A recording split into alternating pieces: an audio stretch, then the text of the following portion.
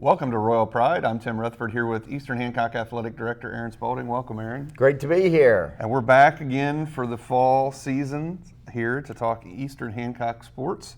We've had all the sports are underway. We're actually about mid-season with all of them getting close. It's hard to believe winding down fall sports and heading towards tournament time.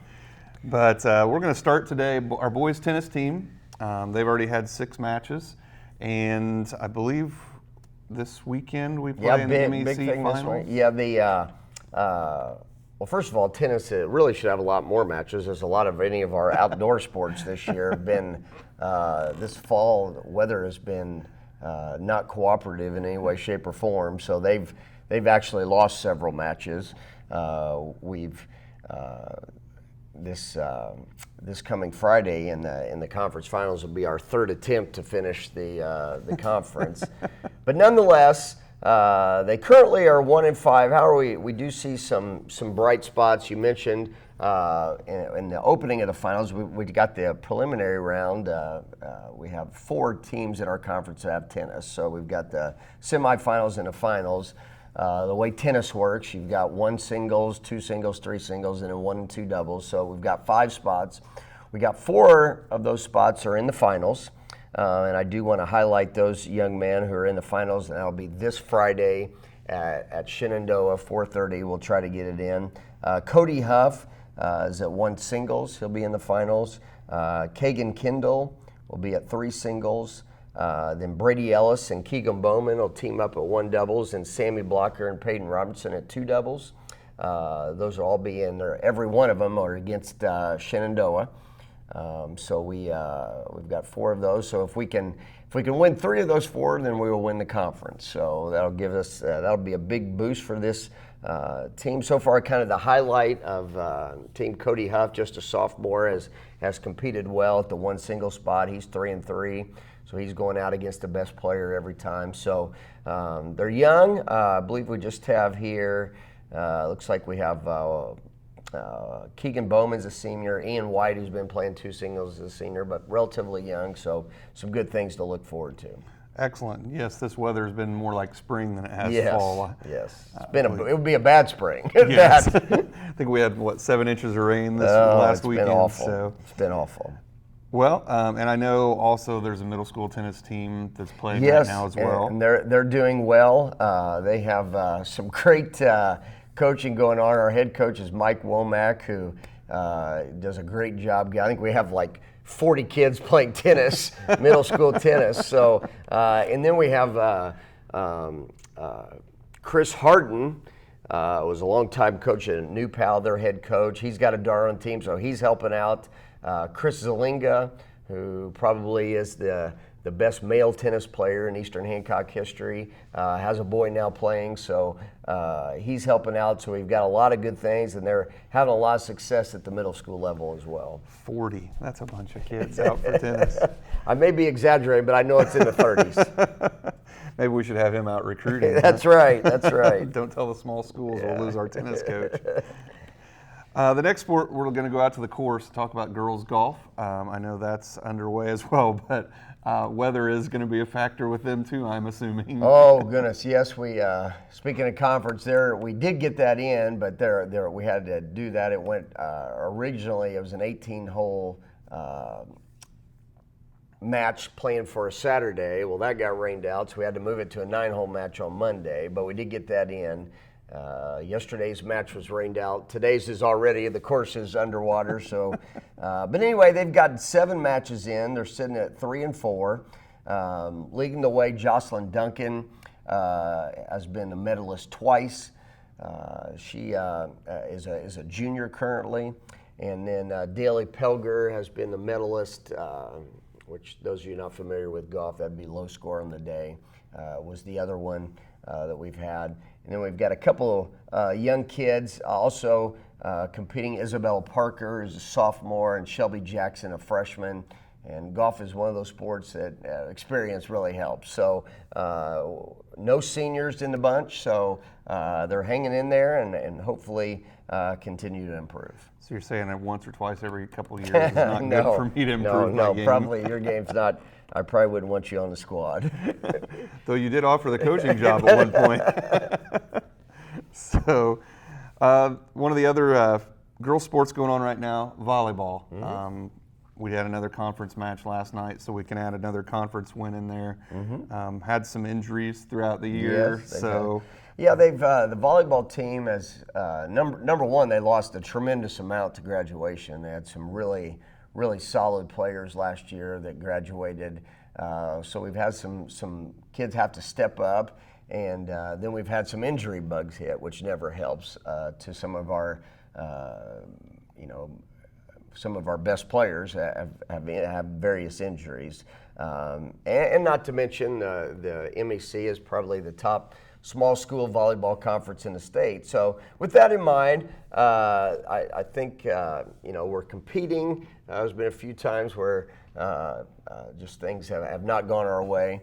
But as you mentioned, we got a conference win last night at Randolph Southern, which brings us to 6-12 on the year, 2-4 in the conference. Hopefully we'll continue to improve. Some statistical leaders on the year. Senior Jenna Smith leads us in both kills and blocks.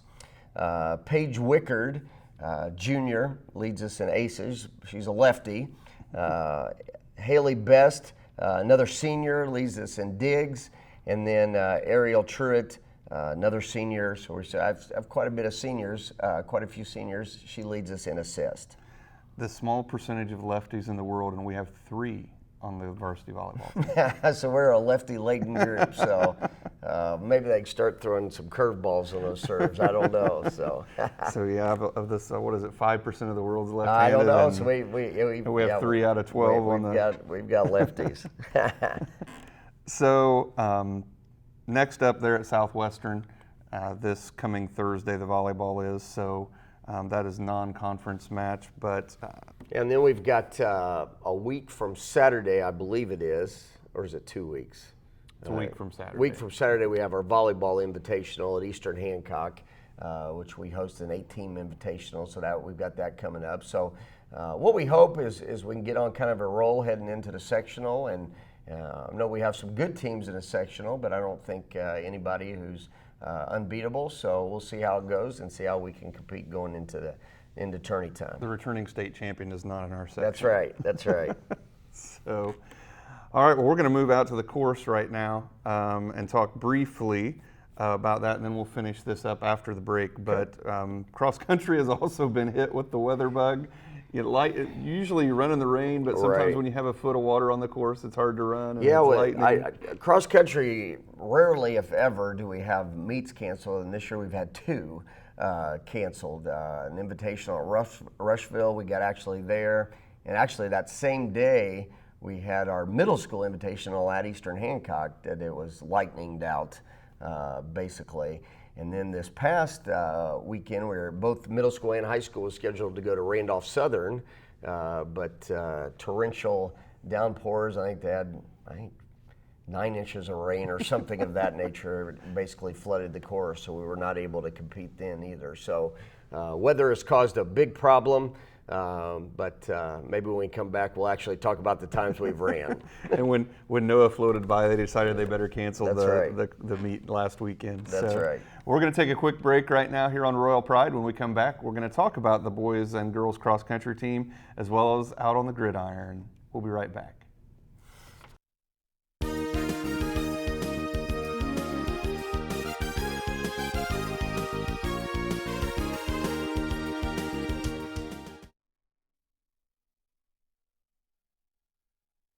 Carnegie's A Place to Eat is the place for exceptional dining in Greenfield. Enjoy our hand-cut steaks, fresh seafood, herbs and vegetables straight from our gardens, prepared with a northern Italian flair. Chef Ian and his staff welcome you as our guests to enjoy fine wines, dinners, and ambiance. Carnegie's is the place for your special event with a private room that seats 100. Perfect for your next party, business meeting, or wedding reception. We are located in the historic Carnegie Library in downtown Greenfield. We'll see you at Carnegie's. Welcome back to Royal Pride, and we're going to go back to the cross-country teams and actually talk about some of the meets that have happened, because there have been a few. Yes. So I know the middle schools only ran 3, but I Yep. think the high school's got a few more in than that. Yeah, they've on the boys' side, they've had some good success the times they have run. Skylar Schroep, a senior, is leading the way. I know he has a goal by the end of the year to break the all-time school record, fastest time for a 5K, and I think it's in the 16:52. 16:52, and I think his best time this year thus far has been 17:11. So is hoping in striking distance. Last year he made it to the semi-state as a runner, so he's been leading the way this year in our 3 invitationals that we've had. He's been in the top 10 each time. So he's been a solid runner. Nick Edwards, who I believe is also no, he's a junior, has been solid for us. Daniel Campbell is a young runner for us, doing a good job. Skylar Sexton, and then Aaron Serberg, all kind of. And I know they're if they can really have a great day, our conference meet is September 29th. And they're feeling if they really have a good day, they have an opportunity to win the conference. So Coach Putt's working that.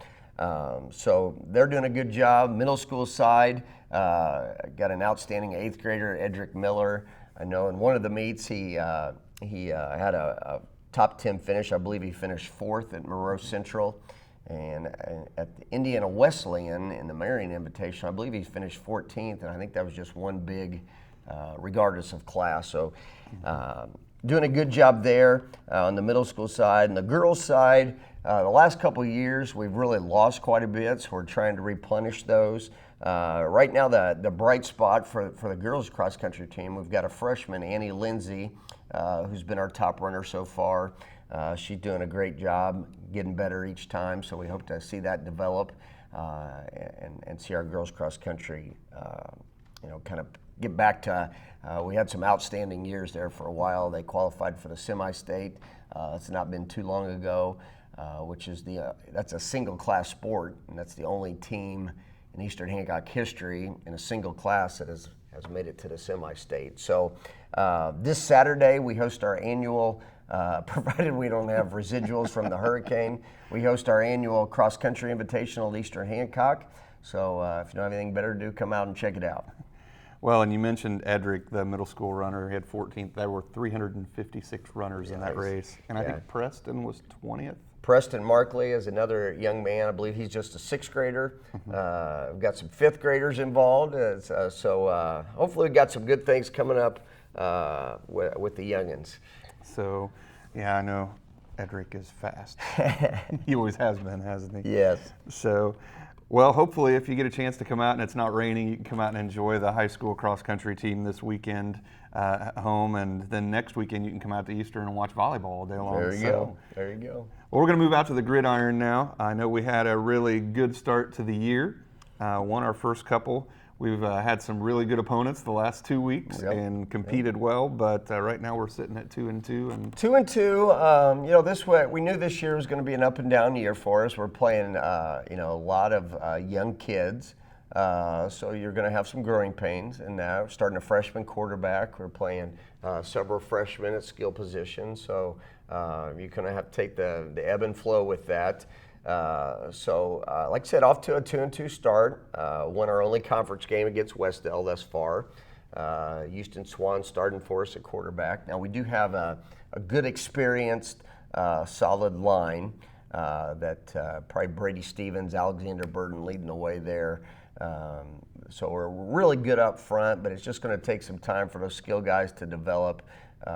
So this weekend's the big one for us as we head over to Knightstown to take on the Panthers. So this is the big rival game. So we'll see how we do. I think we're fairly evenly matched. So this should be, there's been a lot of times the last 10 years, whether it be Knightstown or us, where one team was heavily favored, and that's certainly not the case this weekend. I believe Knightstown comes in 3-1, us at 2-2, And so it should be a great football game. And it's the battle of for the plowshare and anvil. This is one of those kind of like the Indiana-Purdue old oak and bucket. And I did want to kind of delve into the history today of the history of the plowshare anvil. It dates back to, it's not an overly old tradition. It dates back to 2006. It was created, and it's a big, as you'll see on your screen there, plowshare and anvil was created. It's red and obviously are the royal blue and the red of Knightstown together, and then it's got little pegs. Every time a team wins, you put your peg in that, whether it be if it's a golf peg is what it is, or a golf tee, and you get to put a blue one with the year one for when Eastern wins and a red one when Knightstown was. Well, the history right now, EH currently holds the advantage 7-5 since we've started doing the anvil. You can also see various times the last few years where we've won it and taken some pictures with it. But EH took the first 2. Knightstown won the next 5, and then now Eastern's won the last 5. So I know Knightstown's going to be really motivated to get that back. It's been a long time since it's been over at Knightstown. I know they're looking forward to getting it. It's just kind of a fun thing. I remember for years we went up to DePaul for a basketball camp, and we'd always see they have a special case when they win the Monon Bell. So it's kind of a fun thing like that between us and Knightstown, and we'll see how it goes on Friday. Coach Armstrong is new this year. This is his first year with us, and he is aware that you can only, if you get away with only winning one game as long as it's Knightstown, right? So yeah, and kind of mentioning that, next time Coach Armstrong, hopefully we can get a win this Friday. It will be 100 in his high school coaching career. He's been at various places. He's been at Beech Grove. I believe he's at Manual for 1 year. He's been at New Palestine. And I think really he was kind of the first one that really kind of built the foundation that, now New Pal's obviously rolling, and Coach Ralph doing a fantastic job there. But I think, Coach Armstrong was helped build the culture there a little bit. And he's been at Mount Vernon for several years. So he's now moved over east in the county and doing a great job for us thus far. So, well, hopefully number 100 can be that one against Knightstown. That would be fantastic. We'll look forward to seeing that. That would be the best thing possible. Okay. Our middle school football teams also are underway. They're underway. I believe our 7th grade's off to a pretty good start. I think they've just lost one. 8th grade, they're competing. They're getting better, but struggle a little bit. But they're working on it. So they're doing a nice job. And then I know we also have a couple teams playing in the 5th and 6th grade level. Yep, we've got our youth football. We've got football all the way down to the K1 flag football, which or you might call it cat herding, as opposed to, I couldn't imagine coaching a flag football team. And I believe then they have youth teams, 1st and 2nd, 3rd and 4th, 5th and 6th, all the way up. We recognized our youth I guess it was our last home game, August 31st. We recognized our youth. It was the 24th, I believe. But anyway, a lot of kids out there, a lot of kids involved in youth football. Excellent. Well, we're going to take another quick break here on Royal Pride. When we come back, we're going to talk about some of the odds and ends going on, our athletic boosters, ways you can support the school, and as well as our athletic vision. So we'll be right back.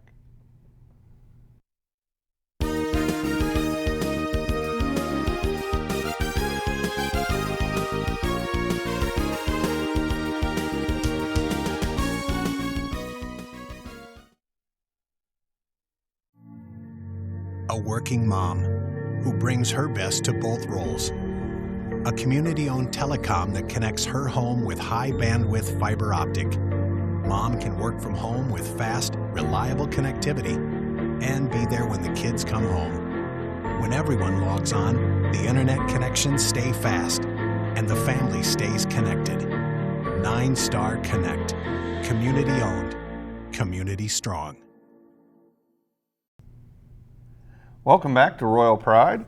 And we're going to start talking about some of the things we recognize athletes for. We don't do necessarily a Player of the Week or an MVP of the Week, but we do a Royal Pride Athlete of the Week, which encompasses our entire athletic vision. So would you like to explain, first of all, what that means to be a Royal Pride Athlete of the Week, and then we'll talk about who's received those. Right. Well, first of all, to back up, I know we've talked about it before, but mention again, we really try to focus on three things athletically at Eastern Hancock. Building character in our athletes, people of great character, establishing competitive greatness, and what we mean by that is that each and every athlete and each and every team is being the best that they can be. And then the third thing is leadership that serves, that we teach our athletes to lead by serving first. So those are things that those are our main things that we're trying to accomplish through athletics at Eastern Hancock. Now, our Royal Pride Athlete Week is the type of thing, I think in our society, the glamour, and what I mean is recognized more sometimes than the substance, meaning the person who scored the most points, the person who had the most touchdowns, or those types of things. And we certainly don't want to diminish those things. But this specifically, we're looking at the athletes who are just doing stuff right. They are, working really hard in practice. They're doing a good job in school. They're good role models. They're, good teammates. Those types of things, and that could be your best player, but it also could be your kid who's just a role kid as well. So those are the kids that we're trying to recognize as our Royal Pride Athlete of the Week. And we ask coaches, we try to spread it over all our sports, and to find the kids in each sport who are like I said, doing things the way we'd like them to do. So thus far this year, we've recognized 5 athletes to this point. Cross country, Daniel Campbell. Cross country, I believe he's a sophomore. In girls golf, Shelby Jackson. She's a freshman. Football, Alexander Burton is a senior for us. And volleyball, Kayla Fancher, I believe also is a senior for us. And Haley, no, that's not right, Haley Hedrick. Trying to remember who yesterday was. Say she's not playing volleyball No, this year. she's not playing volleyball. It was Annie Lindsay, in cross country, who was our one this past week. So just want to give a shout out to those individuals who are just doing a great job leading us in our Royal Pride Athletic vision. And to go along with that, we also have a Royal Pride for Parents program where we're trying to have parents, I think Mitch says it best when he says, "Don't be a donkey." And we do have shirts now that Yes, say, "Don't be a donkey." That's right. That's right. So we're trying to, sometimes parenting athletes is difficult. It's challenging. You get competitive yourself, and we as parents sometimes lose sight of why we're really doing this, and we get frustrated. Whether it be with our own kids, whether it be with coaches, whether it be with other parents, whether it be with officials. So we also are trying to incorporate that Royal Pride vision, because when parents, sometimes when we get so wrapped up, we can make it unenjoyable and not a good experience for our children, and we don't want to do that. Well, anyway, we have a Royal Pride for Parents group who Angeline Blocker is heading that up. She was a former athlete herself. She was a gymnast at Ball State, but she's leading that for us. And it's a great group. One of the things they do each year is they have, at least this year, they had our second annual Royal Pride Rally for parents. This year we had in Travis Doherty. Travis, people around here may be familiar with. He's been a coach at Mount Vernon most recently, but have been an outstanding coach. He was recently, like I mentioned, a coach at Mount Vernon. Prior to that, he was at Tipton.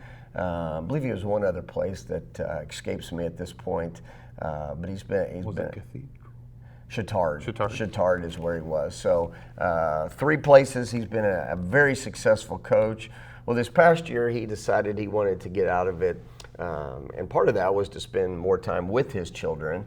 But anyway, he has written a book now called The Lens, and it's about being developing as a parent a champion athlete.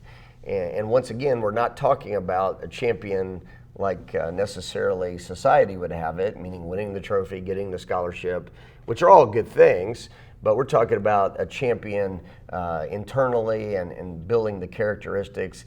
And he goes around, speaks at various schools, and he has a book that he has written. It's an outstanding book. As you mentioned, titled The Lens. You see there, you can go to that website that's listed there on the screen, and you can order the book. I've started reading it. It's a really outstanding read. I would highly recommend it if you're the parent of an athlete. But he came and talked at our rally, did an outstanding job, and it was a good night. The other thing I want to mention is this year we've also started, our theme this year is living the athletic vision. So what we're doing is we always talk about catching kids, and generally that is not a positive thing. Like you catch them, drinking, or you catch them speeding, or this, that, or the other. Those are not positive things. But this year we're trying to catch them being good, or having high character, or practicing competitive greatness, or servant leadership. And so we have these bands, as you see here on my wrist, that, now these are not these bands because I have not practiced it yet, but anyway, there's a competitive greatness bracelet, which is white. There is a leadership that serves, which I believe is black, and then there's the character one, who is royal. Well, when a teacher or a coach or a parent lets us know that they've done, we call the kids down and we give them one of these bracelets. And the kids are, that's something that's motivate them, hopefully, to live out the vision. So that's another component of our athletic vision this year.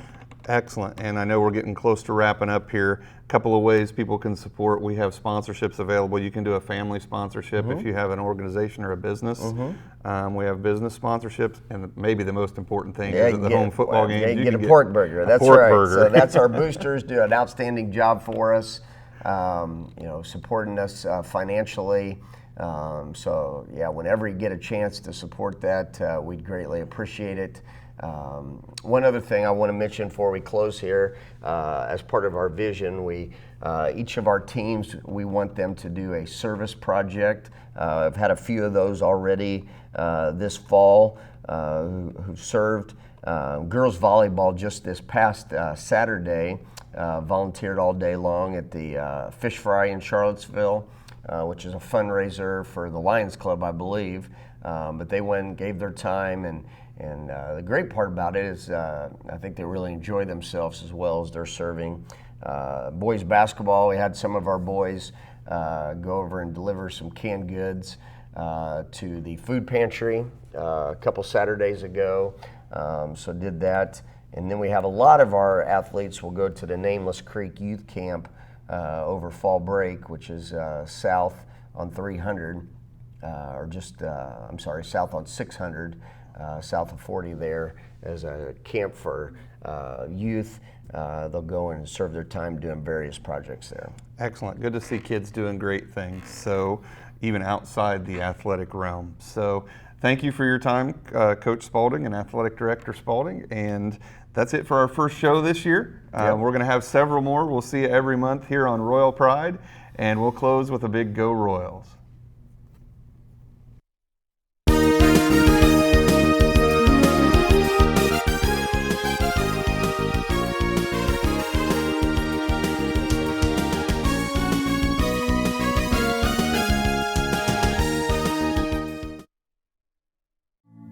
A family farm with a family that does more than farm. A community-owned telecom that connected everything and everyone with high-bandwidth fiber optic. She can run her business while staying close to the people she loves most. and he can launch a promising new venture without leaving the farm. Ninestar Connect. Community owned, community strong.